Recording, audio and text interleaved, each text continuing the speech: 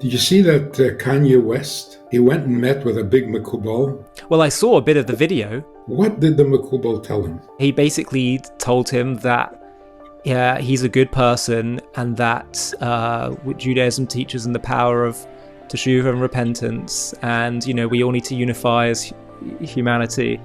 Those were the messages I heard. Fluff.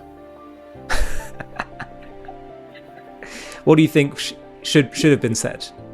Did you see that Kanye West? Yeah, whatever. He went and met with a big makubal in Israel and Yes, apologized. yeah, I did see that. My reaction to that was mixed because, on the one hand, okay, very nice, and he also clearly has bipolar and mental health issues. Although I do have to say, part of me was thinking, well, who's to say he won't change his mind again next week? But let's just, let's take it at face value.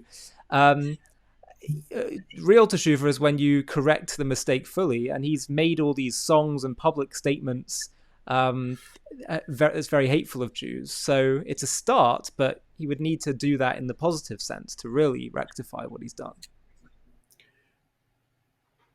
Is it a But it's a start. publicity stunt? Was Does it he a want his? publicity stunt? I don't Does he know. want his? Maybe. What I'm thinking is, what did the makubal tell him? Hmm. I would love to know. Well, I saw a bit of the video where he basically told him that he's a good person and that Judaism teaches in the power of teshuvah and repentance, and we all need to unify as humanity. Those were the messages I heard. Fluff.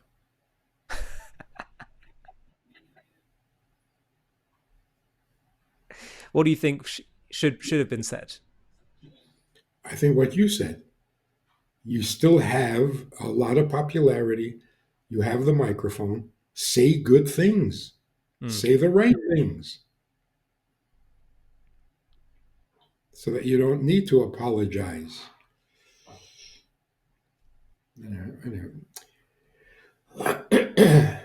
We got to be the teachers of the world, not the enablers.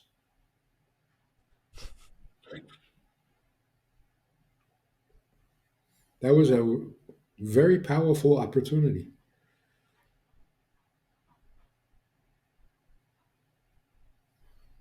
I ask you something. What would the Rebbe have said? My sense is kind of what we were just saying. He would have said, "Okay, now go do it. Make your words real. Correct the mistake." I can't even imagine that Rebbe say, "You're really a good person." What is this pop psychology business?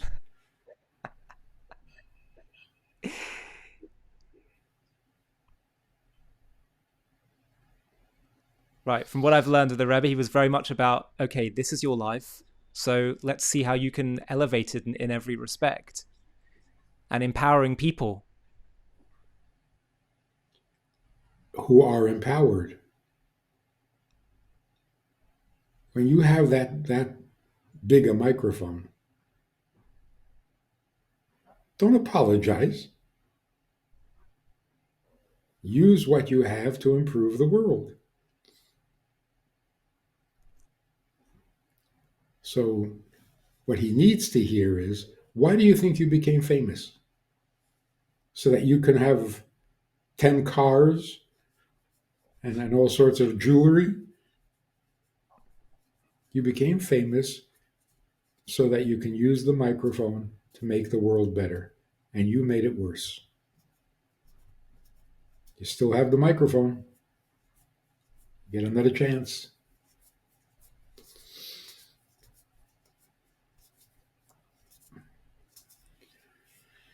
But I remember when it first started, when he came out with those statements, and everybody kind of panicked. And somebody interviewed a shliach. Oh, it was around this time of the year. And the kinnus, all the shluchim were gathering in New York. So this guy was interviewing. He said, what do you think of what he said? Each shliach that he interviewed, although they didn't hear each other's answers, they all came up pretty much the same response. He said that. Tell him to come to my Chabad house. We'll talk. I'll straighten him out. Not panic. Not, oh no, anti Semitism.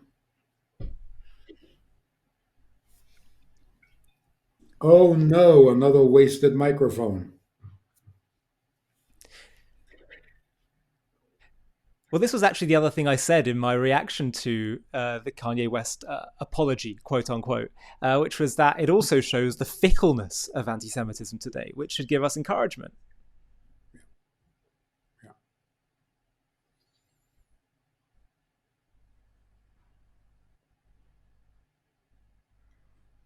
I think he revealed something that very few other anti Semites. He started off saying, I'm jealous of the Jewish people. Remember that? Yes, yes. They help each other, they have strong families. So what is it you hate exactly?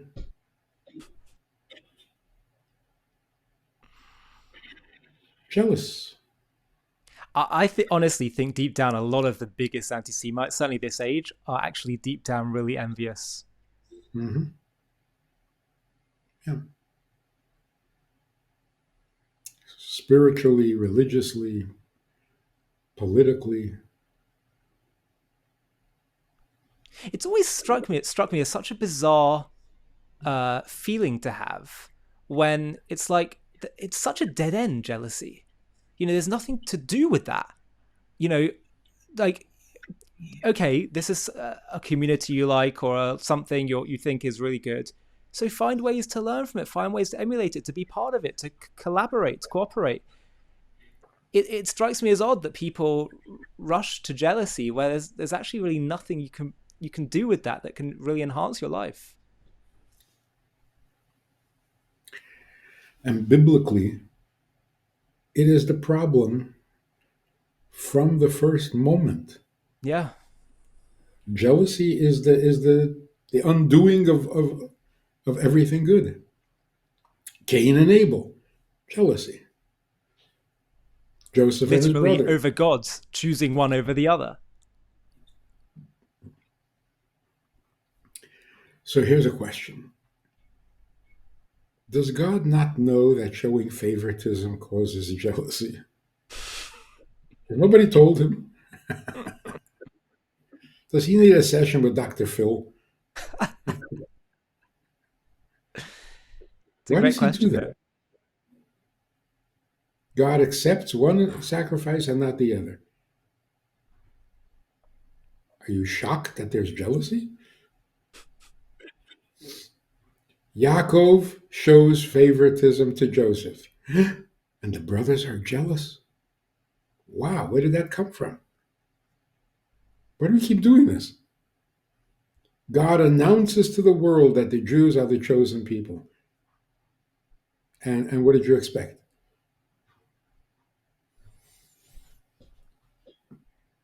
So, what's with this jealousy thing?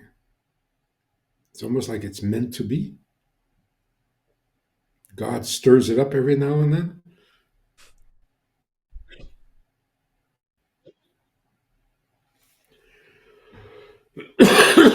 Also, by the way, I checked some sources, and apparently, um, there was some, from what I can understand. Correct me if I'm wrong, but there's some moral caution given by Chazal to, in light of Jacob showing favoritism towards Joseph, that it can be dangerous. So the Gemara in Shabbos 10b says a Persian should never show preference for one child over another. Because of what happened with Yosef, basically.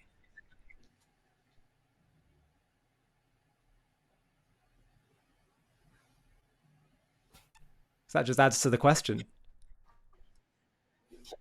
Yeah,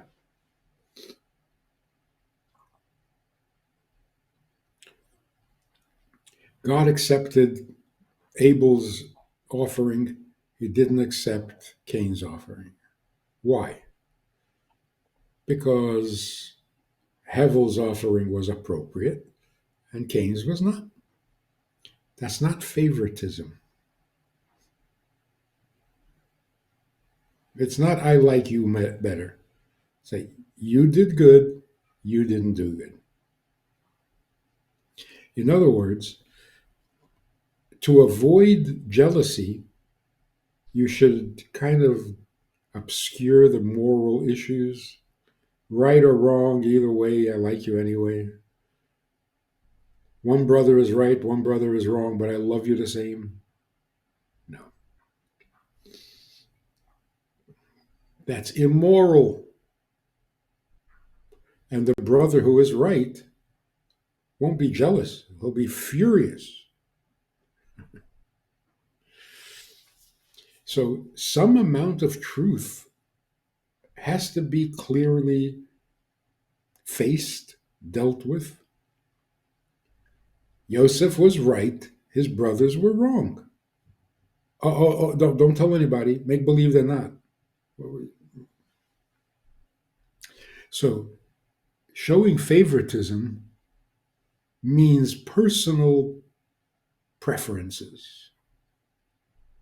Of course, that's wrong. But when one is clearly right and the other one is wrong, you're not gonna make it clear what the moral reality is. That's corrupt. That does not lead to good things. So, in the face of truth, jealousy has got to go. That's the moral of the story.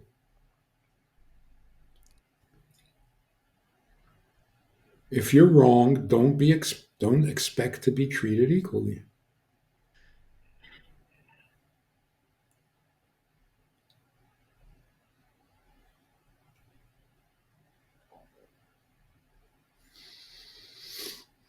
A father is afraid to say to one child, "You're wrong. Stop beating up your brother." Can I say that? But I remember learning from you at last Purim that the reason why you said one of the reasons why we get drunk so that you shouldn't know the difference between uh, blessing Haman and cursing Mordecai, or vice versa, is that you said God's choosing and favoritism towards Israel would actually be regardless of action. So doesn't that contradict what you just said? That's a good point. What is it in a relationship that goes beyond right and wrong? Approval? You give approval when a person is wrong, the same as when you approve of what is right.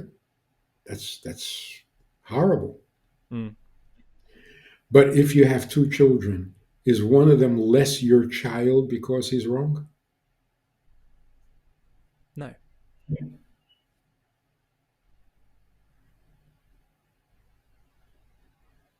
So your children are your children, for better or for worse. That doesn't mean you can't tell them who's right and who's wrong.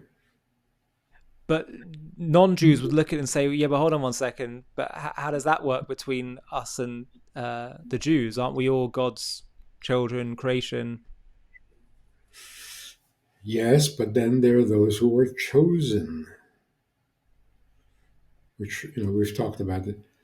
Chosen means the relationship between us is different. Not the emotions, not the approval, not the opinion. The relationship, which is unchanging, unconditional.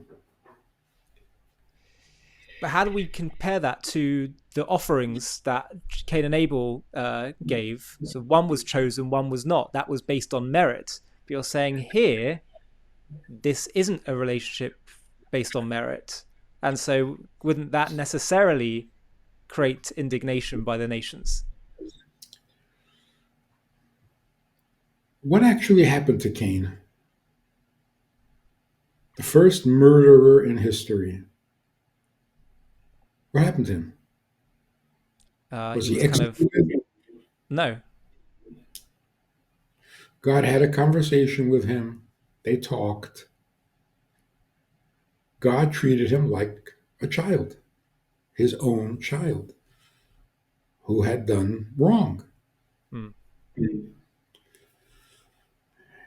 didn't just throw him into the garbage bin.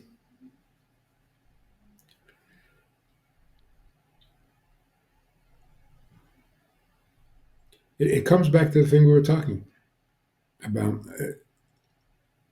Are we afraid of the truth? Are we afraid that the truth will get us into trouble? How twisted is that? Lies will keep us safe. Truth will get us in trouble. What is that? That's giving up the ship.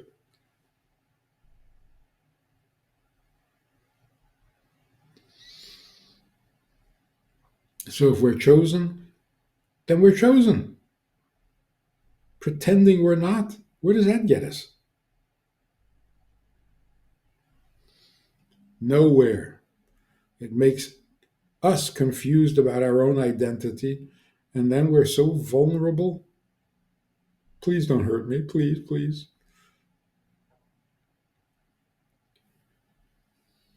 Uh, it's the dawning of the truth that we're living through. You have to check out the trailer for our new documentary on Moshiach, the Jewish belief about the Messiah, what he will do, how the world will look after his coming, and why his arrival is close. And if you want to watch the full thing, just click the link below in the video description. For thousands of years, the Jewish people have carried a promise that history is not a random cycle, that suffering and darkness and exile are not the end of the story, that one day the world will be redeemed and the Messiah, the Moshiach in Hebrew, will come. But what does that actually mean? Who is Moshiach? When will he come? How will we know he's real? Why would God design a world that waits so long for redemption in the first place? And what will life feel like after he comes? With AI and machines beginning to replace work, maybe we're already catching a glimpse. But then what will we do with our days? The prophets spoke of that world long ago. In this groundbreaking JTV Plus documentary, we uncover the truth about the Jewish vision of the Messiah, who he is, why it matters, and why his coming could be closer than you think. Join us as we reveal the truth about history's most anticipated figure. To watch this JTV Plus documentary and access much more premium content, click on the link in the video description.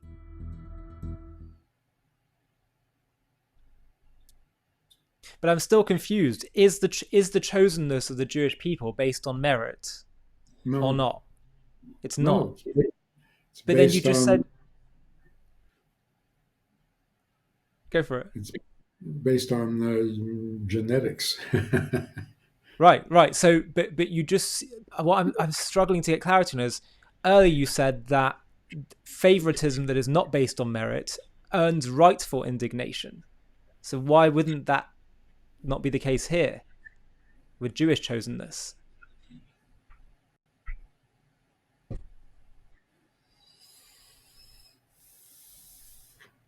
I'll try again.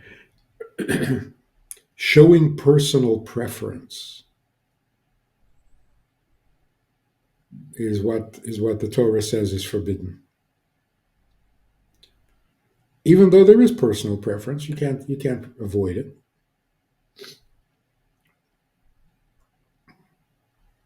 If you remind me of my mother, I love you. If you remind me of my mother-in-law, sorry. For the record, by the way, I love my mother-in-law. I never understood all those mother-in-law jokes. Baruch Hashem. So if it's just a personal preference, then it's not good.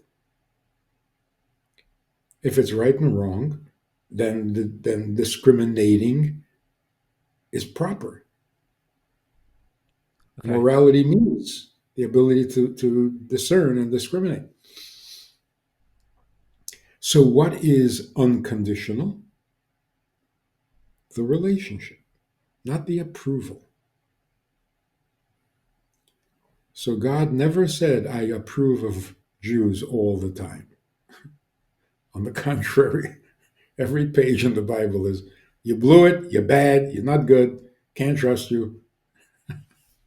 Right, but I'm saying they have a relationship that is unequal and different to the other nations. So if we Right. didn't earn it, how could that not cause upset, which you would consider legitimate? That's what I don't feel. You probably have explained it and I'm just not understanding it. So forgive my You, slope. you're your father's child. You didn't earn it, but flesh of my flesh, bone of my bone. What am I going to do about that? So essentially, it's the fact that Jews are qualitatively a different kind of being Relationship. to. Are we a different being to non-Jews? Yes. Ask any anti Semite. I'll tell you. Well, this is something that I don't think, there's plenty of people who are willing to explain that the Jews are God's chosen people and we're chosen for this role, etc., etc. But to actually explain that Jews are actually different type of being in this world, different type of species, um, that I don't hear many people being said. Do you think, first of all, what is the difference? And secondly, do you think this should be said Of course it should be said. to non-Jews? Yes. Okay, and And how are we different? if they read the Bible, they already know it.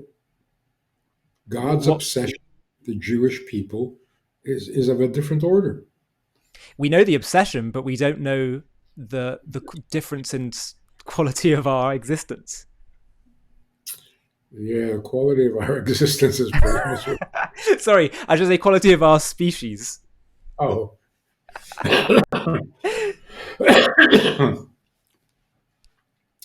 I think in simple language, God created human beings by saying, let there be humans. Let us make man. That's a creation.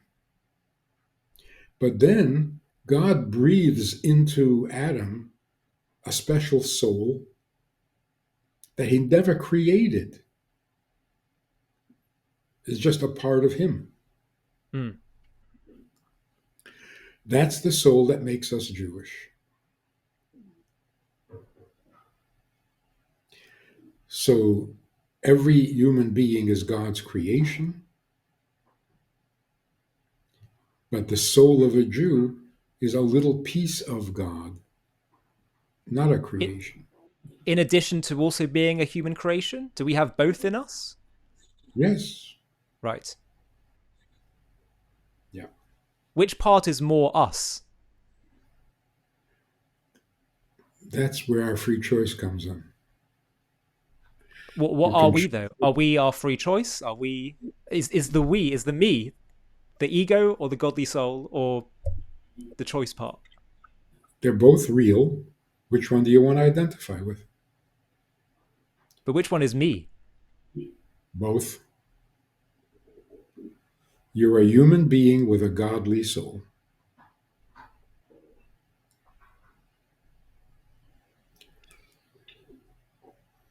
A godly soul means a piece of the Creator, not another creation. Is That's there a human huge. soul? No, that's the godly soul. But I'm saying, is there also a human soul? Yes. And that goes to heaven as well. That has a spiritual If you existence. if you refine it, if you elevate it, yes. So which part of us lives on in heaven? Well, certainly the godly soul because it can't die. And the parts of the human soul that had been elevated by the godly soul. That's the first step in Tikkun Olam. The first step in Tikkun Olam is the godly soul raises the human soul to a godly level. Altruism. Human beings are capable of altruism,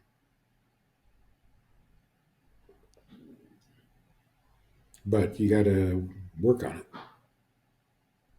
It's hard to think of myself though and ourselves as made up of two different souls because we only experience consciousness in one sense. So, when that transfers to out of the body, who's experiencing the consciousness here? Well, we have a very, very powerful example in the hostages that came out of Gaza. They encountered God. They all Mm. say it. God was there. Not I believe in God.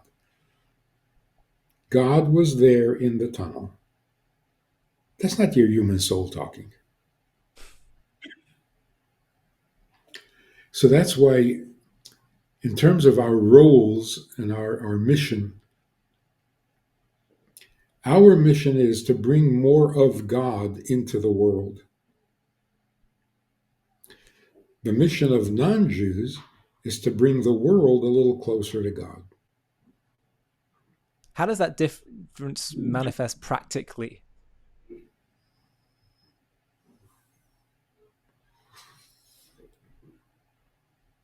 Very practically, the nations of the world sense intuitively that we are not one of them, otherwise known as anti Semitism. But if we don't tell them why we're not one of them, leave it to their imagination, it's not going to be good. No, but what I mean by how does that manifest is how does the non-Jews service, what does that look like? If their job is to bring earth towards heaven and our job is to bring heaven towards earth, how does our service look different? What is the mission in a more practical language? Well, look at the seven Noahide laws.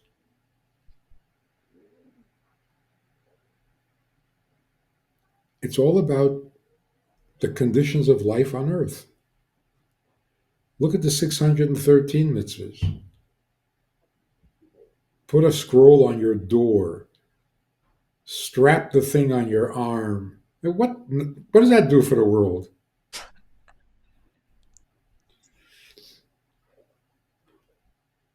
Don't eat on Yom Kippur. There's no fasting for non Jews. Isn't that interesting? Mm. We're not allowed to eat. They can always eat. Except for Nineveh. Huh? Nineveh. Except for No, Nineveh, yeah. well, that was voluntary. Right. And there's a one-off. So we we do things that are otherworldly because our purpose is to bring God into the world that is a little more than nature. Mm. Whereas the non-Jews, they are the nations of the world. Mm. They even have a song about it. We are the world. Yeah, they are the world. Now, if they can make the world a little nicer, that's their job. When the world is nice, then we can teach them godliness. So that's where we come in. If we teach them godliness, is the hope that eventually they can take on everything that we take on? Do we, where do we want to get them to? To serving God Right. consciously. Does that look like the way we serve God as No, Jews? So we no, don't want to do more mitzvahs, to learn more Torah? no. Learn the seven Noahide laws and do them as a service to your Creator.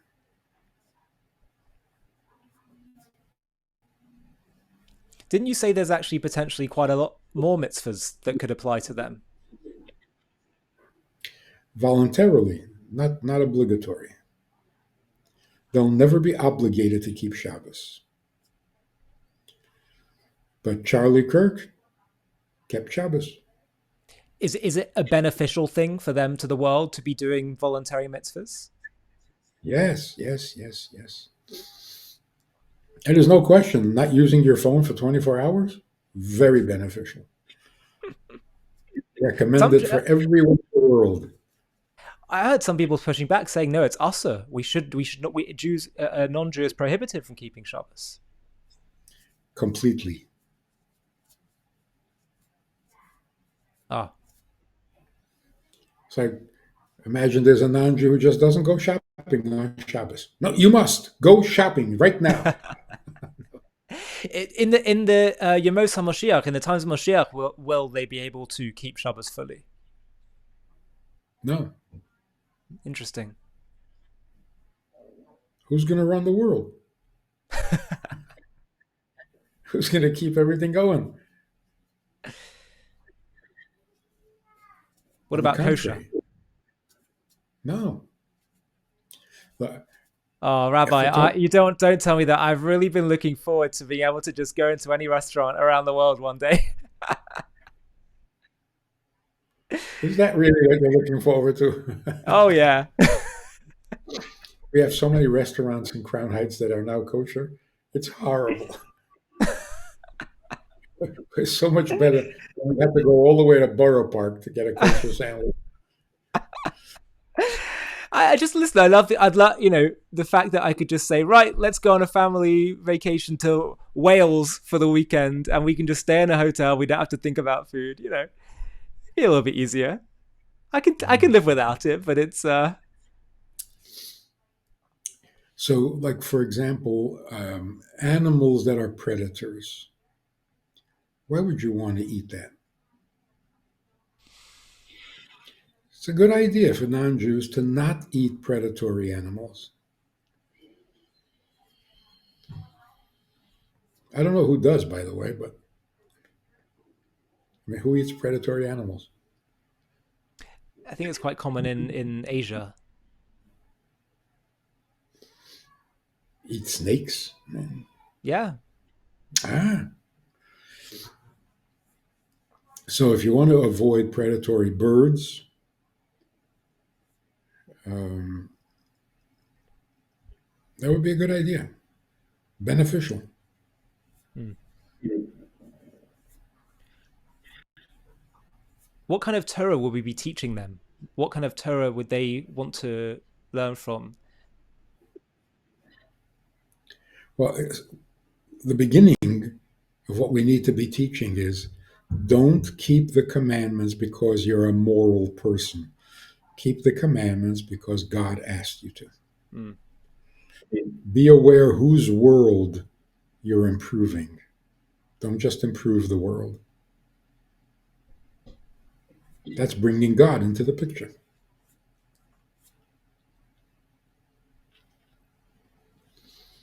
What more are we going to learn? What are we going to learn after Mashiach comes that we haven't learned in all of our history? More about God. Aren't going to be any new mitzvahs.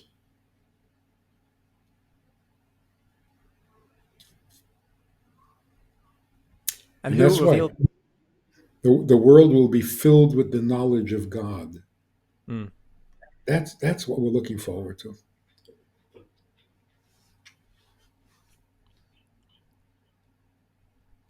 And after this 1,000 years of the Messianic era, what happens to the world then? We talk about Olam Haba.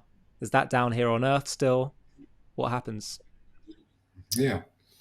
Earth forever. We should make a bumper sticker.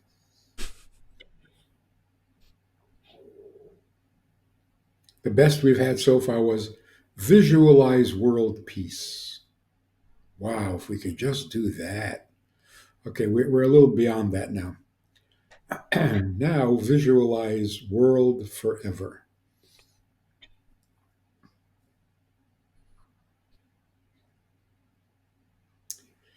It just, just for simplicity's sake, God put us on earth in order to get to heaven. It doesn't make sense. We're working to make the world a better place, and then we're just going to leave.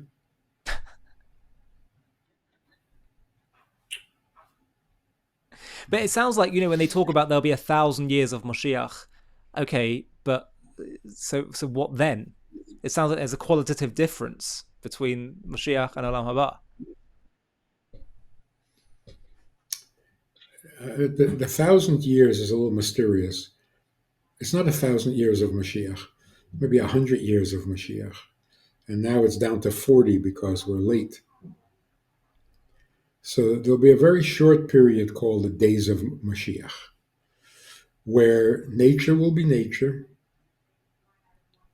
but everything will be moral, godly, and good. Then the resurrection comes, and that changes everything. That's called Olam Haba. Yeah, sorry, that maybe that's what I meant by the 1,000 years. I can't remember what the Chazal say.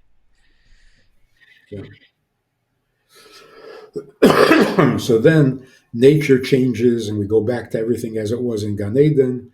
You give birth in an hour, everything grows on trees, there's no dying.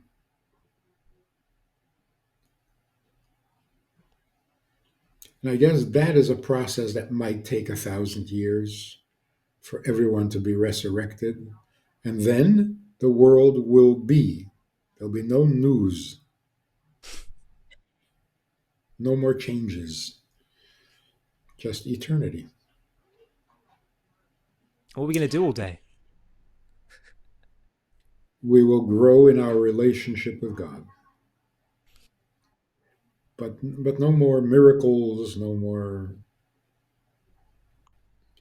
The world will be perfect. Our relationship with God can always get better. But when you talk about, we'll go back to the Garden of Eden, does that mean that, there weren't any buildings in the Garden of Eden? There weren't jobs? Are they still going to be in Jobs? place? God forbid. No, you won't have to work for a living. That's ridiculous. But I'm saying, will the Garden of Eden feel different to how it felt at the beginning of creation? Yeah, I mean, the technology will be there. All the good stuff that we've discovered and benefited from. We're not going to go back to primitive. We're going to go back to magical.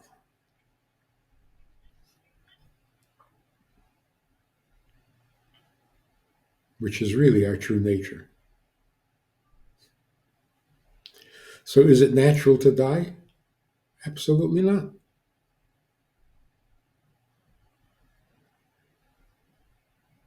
Such a different way of thinking. A quick message. We all hear about the Palestinian displacement, or Nakba, of 1948.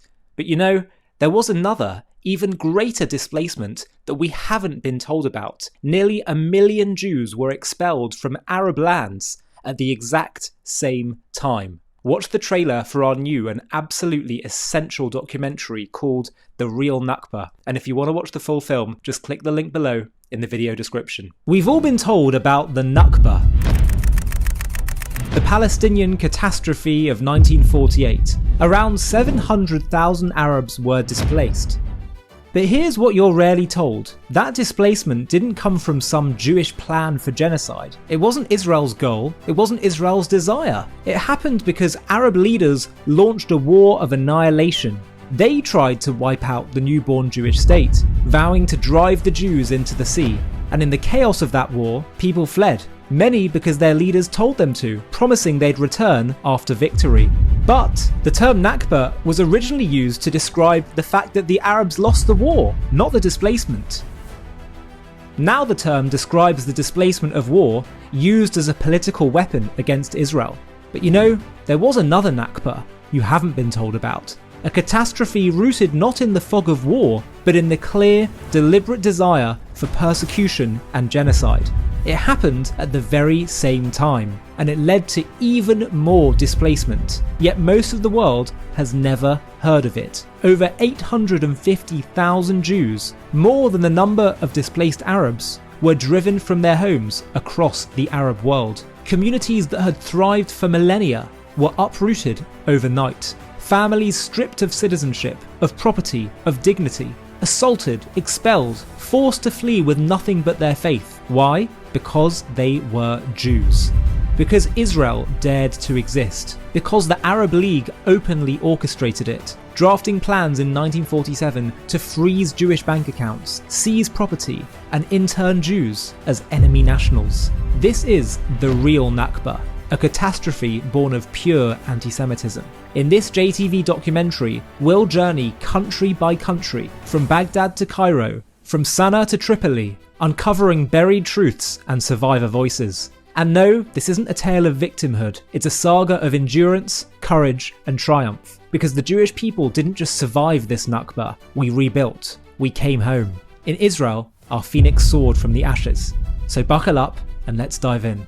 To watch this JTV Plus documentary and access much more premium content, click on the link in the video description.